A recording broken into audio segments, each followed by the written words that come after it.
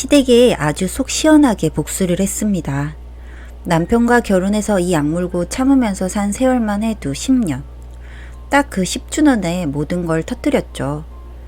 저희 남편은 아이가 태어나고 저희가 결혼한 지 7년 차가 되었을 때부터 급작스레 일을 그만두더니 모든 사회생활이 마비가 되게 만들었던 아주 나쁜 사람. 저희 이모가 자식이 없으셨어요. 그래서 유일한 딸 조카인 저를 정말 예뻐해 주셨고 어렸을 때부터 나는 엄마가 2명이야 라고 할 정도로 이모가 엄마만큼이나 사랑을 듬뿍 주셨고 엄마랑 같이 저를 도맡아 키웠다 해도 과언이 아니었죠. 그런 이모는 악착같이 살던 사람이에요. 정말 다른 사람이 봤을 때는 피도 눈물도 없는 사람이라고 칭할 수 있겠지만 제가 보는 시선의 이모는 정말 마음이 아프고 슬픈 그런 사람이었죠. 그런데 그런 이모가 이모부랑 이혼을 하게 되셨고 결국 혼자 남으셔서 저랑 엄마가 정말 많이 챙겨드렸어요. 이 얘기를 하는 이유는 이모는 벌어두고 모아둔 돈이 정말 많은 사람인데 결국 질환으로 인해서 시름시름 고통 다 느끼고 아프게 가셨죠. 정말 미친 듯이 울었고 견뎌지질 않았어요. 저에게는 또 다른 엄마 같은 사람이 바로 이모니까요.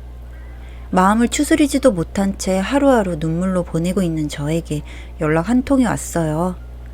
땡땡땡님 조카분 맞으실까요? 여기 땡땡보험인데요. 조카분이 보험금 수령인으로 되어 있으셔서 연락드렸습니다.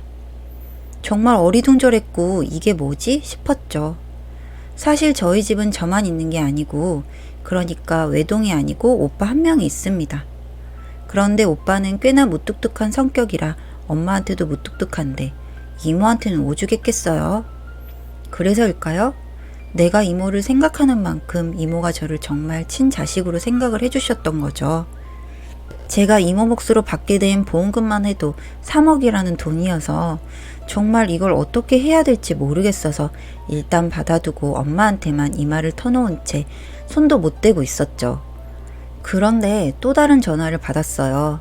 이 전화는 이모 앞으로 있던 모든 재산을 저에게 주신다 하셨다는 그런 전화 내용이었고 그 금액만 해도 7억이라는 큰 금액.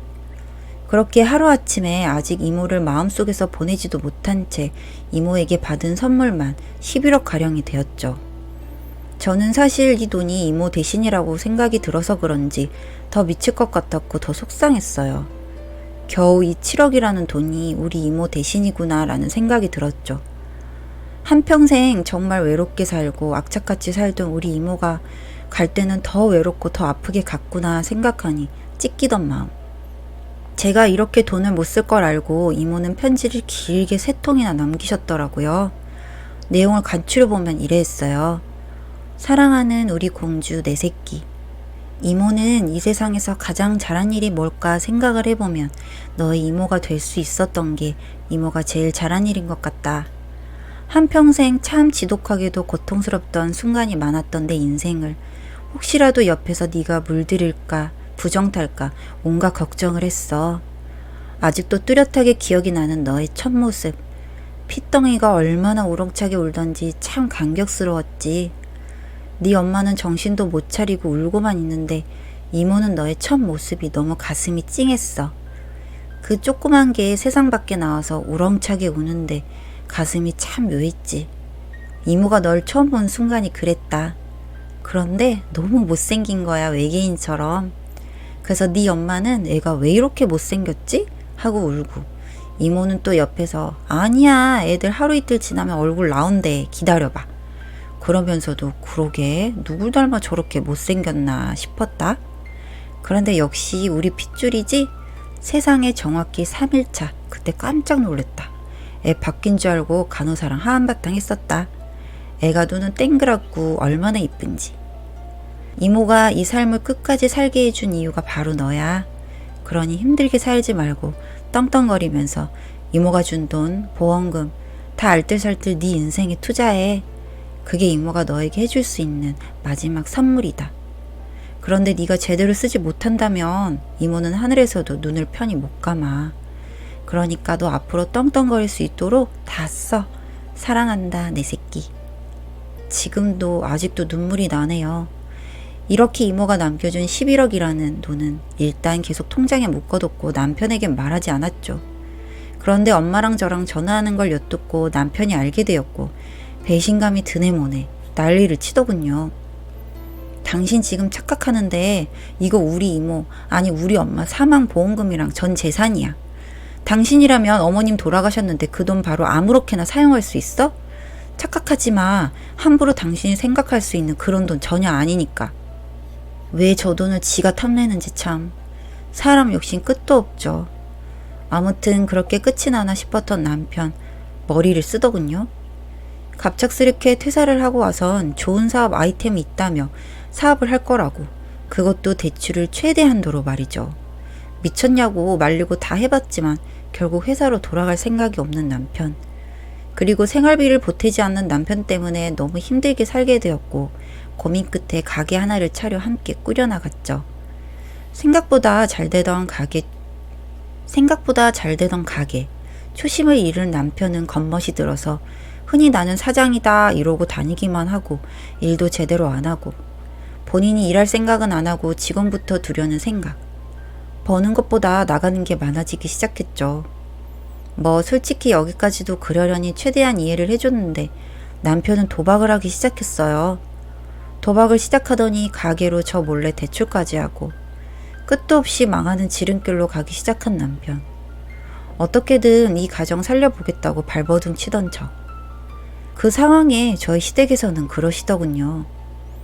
어머님 진짜 감당이 안 돼요. 도박하는 사람 절대 못 고치는 거 아시죠? 라이랑 저랑 따로 살까 지금 고민 중에 있어요. 이러다간 애 앞길까지 저 사람이 망칠 것 같아서요. 오늘 어머님 찾아온 이유는 이혼 준비하려 한다는 말 전해드리려고 왔습니다. 참 너도 웃긴다. 네 이모 재산 상속받기 전에는 찍소리도 못하고 살더니 이제 돈 좀 있으니 남편 버리고 라이 네가 키우고 너 혼자 살겠다고?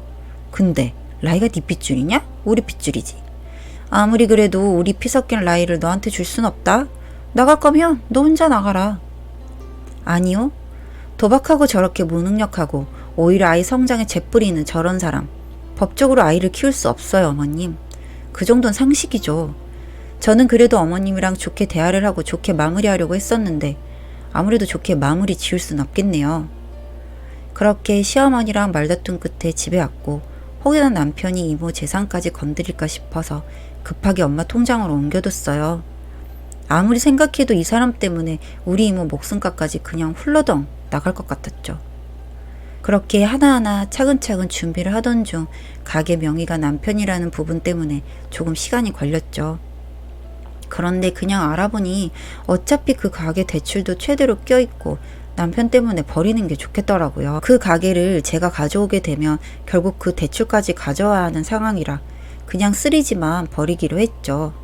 결국 그 사람에게 남는 거라곤 그 가게 하나인데 그마저도 온통 대출이니 남은 게 아닌 게 되는 꼴이죠. 그렇게 며칠을 도박장에서 있던 남편이 집으로 온 날 붙잡고 말을 했습니다. 당신이랑 이혼할 거야. 이 말 하려고 2주나 걸렸네? 결심을 한 지가 언젠데 얼굴을 볼 수가 있어야 내가 말을 하지. 당신 집에는 내가 말했어. 연락 안 갔니? 그 가게 너 줄 테니까 너 갖고 이 집은 내놨어. 어느 날 갑자기 집에 왔는데 나도 라이도 없다고 너무 놀라지는 말고 어차피 순순히 이혼을 안 해줄 것 같은데 시간 낭비하는 건 더 싫어서 진절머리 나거든. 너도 네 엄마도 다 싫거든? 그래서 변호사 선임했고 너한테 수차례 연락을 했는데 한 번을 받질 않았다고 하더라. 덕분에 법정에선 내가 더 유리해졌어.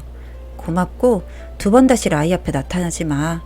네가 그래도 아빠 새끼면 애 앞길 망치지 말라고. 알아들어? 내가 다른 도박에 미친 사람이랑 똑같니? 이른 돈 따려고 그것만 따고 안 하려고. 그래서 잠도 못 자고 그러고 있는 사이에 네가 날 버려? 너 미쳤니? 아주 네 이모 돈 받고 나니까 눈에 뵈는 게 없구나. 한평생 니랑 라이 위해서 돈 벌어다 줬는데 넌 돈 생기니까 바로 도망가기 바쁘구나. 그리고 너는 그렇다 치자. 라이는 내가 키워야지 무슨 말도 안 되는 소리야. 너랑 굳이 내가 말씨름할 필요 없어. 법정에서 통보 갈 거고 거기서 상황 파악하면 돼. 내가 오늘 너한테 말한 이유는 그래도 우리가 이혼을 하는데 당사자는 알아야 되지 않겠니? 그리고 라이 언급도 하지 마.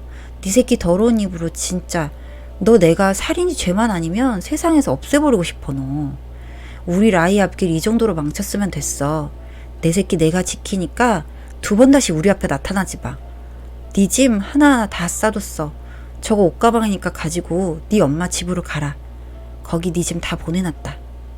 온갖 욕설부터 시작해서 손찌검까지 혹시 몰라서 라이를 친정에 데려다 놨는데 정말 다행이지 싶었어요. 그렇게 한참을 맞고 바로 울면서 병원을 갔죠. 이 또한 증거니까요. 결국 이혼은 당연히 하게 되었고 남편은 그 가게 말고는 단 하나도 얻을 수 있는 게 없었죠. 지금은 딸 아이와 친정엄마 집까지 모두 이사를 한 상태이고 우리의 오랜 소원이었던 전원주택에서 엄마, 아빠 그리고 저 라이 이렇게 살고 있습니다.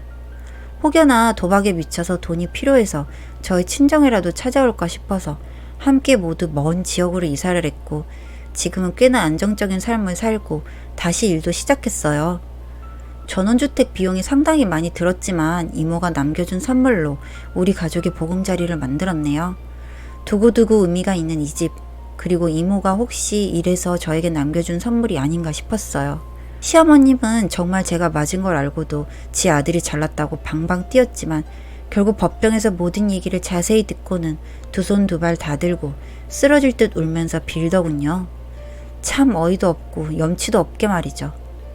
세상에 저렇게 책임감 없는 사람인 줄 알았다면 결혼을 선택하진 않았을 텐데 말이에요. 사연은 여기까지였고요. 우리 사는 이야기 시청해주셔서 감사합니다.